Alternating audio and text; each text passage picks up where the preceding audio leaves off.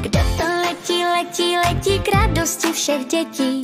Kdo to letí, kdo se blíží, všichni ho vyhlíží. Letěl dlouho, křídla bolí, mává všem v okolí.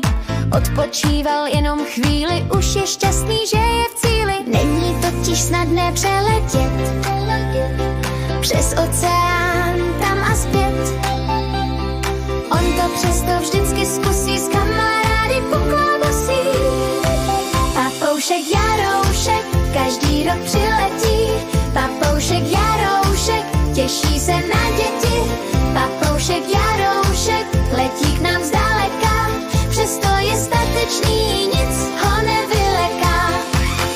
Teď už všichni vědí, kdože to k nám letí. Při letu pár gramů schodí, tak to zkrátka chodí. Nevěřte, holky, kluci, papouškovi v kleci, že by se rád neproletěl, to je jasný přeci. Není totiž snadné přeletět přes oceán tam a zpět. On to přesto vždycky zkusí, s kamarády poklábosí. Papoušek Jaroušek každý rok přiletí. Papoušek Jaroušek těší se na děti.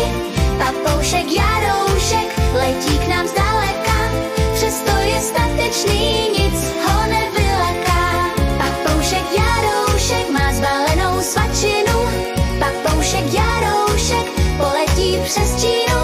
Papoušek Jaroušek křidýlka strakatá, obletí to zkratkou, země je kulatá. Doma v Brazílii z oblíbeného stromu